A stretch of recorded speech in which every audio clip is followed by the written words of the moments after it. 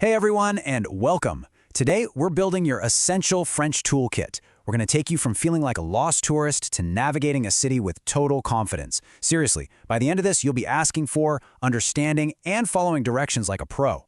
So, let's jump right in. Okay, just imagine this for a second. You step off the train in Paris or maybe Lyon. You can smell fresh croissants in the air, the architecture is just stunning, but where do you actually go? Well, this is where our little adventure, our urban explorer's quest, begins. You're not just a tourist anymore, you're on a mission. And what's the first stop on any great quest in France? A cafe, of course. So that's our target. Now, the very first step for any good explorer is to get the lay of the land. And that means we need to know how to read a map. To make any sense of a map, you have to understand where things are in relation to each other, right? Is the museum behind the park? Is the bakery in front of the post office? That's where our first set of tools comes into play, prepositions of place. Let's get into your foundation. These words you see right here, sur for on, sous for under, devant for in front of, and derrière for behind, these are your new best friends. They give you the power to describe exactly where things are. So you could look at a map and say, the café is devant the post office. Easy. Okay, let's make these words stick. Saying them out loud really helps. Ready? Repeat after me. La voiture est devant la maison. That means the car is in front of the house. Fantastic! You're already sounding more like a local. Let's do another one. Now this one is super useful. À côté de, which just means next to. Let's give it a try. Le café est à côté de la banque. The café is next to the bank. See? Perfect for spotting those landmarks. And one more classic example, just for good measure. Say it with me. Le chat est sur la table. The cat is on the table. It's simple, it's memorable, and it really locks in what sur means. You're doing great. So, you can read the map. That's a huge step. But what happens when the map just isn't cutting it, or you're totally turned around? Well, it's time to level up your quest and talk to a local. Let's learn how to politely ask for some help. Your go-to starting phrase is almost always going to be où est, which is simply where is. Then, when they answer, you need to listen for the key stuff, like allez tout droit, which means go straight ahead. These little phrases are the absolute building blocks for getting around.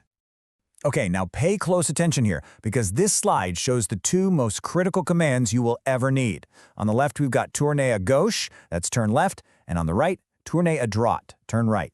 Getting these two right is literally the difference between finding that awesome cafe and ending up on the other side of town. Let's see how this all fits together in a real conversation. So step 1, you politely get someone's attention. Excusez-moi, où est la gare? Step 2, they reply with your new phrases. Allez tout droit, puis tournez à gauche. Step 3, you say a simple merci, and they'll probably say de rien. See, it's just a simple 4-step dance. You can totally do this. All right, you have the directions. Your quest is officially moving forward. Now it's time to actually, go. To talk about going somewhere, you need one of the most important verbs in all of French, aller, which means, you guessed it, to go. Let's take a look at how this verb works. It's a little bit irregular, I'll admit, but you'll get the hang of it super fast. Just look at the slide. See how it changes for each person? For I go, it's je vais. For you go, it's tu vas. And for we go, it's nous allons. This is exactly how you tell people where you're headed. Now, here is a quick pro tip that's going to make you sound so much more natural. In French, you never really say aller. Those two little words basically smash together and become o. It's a super simple shortcut that makes a huge difference.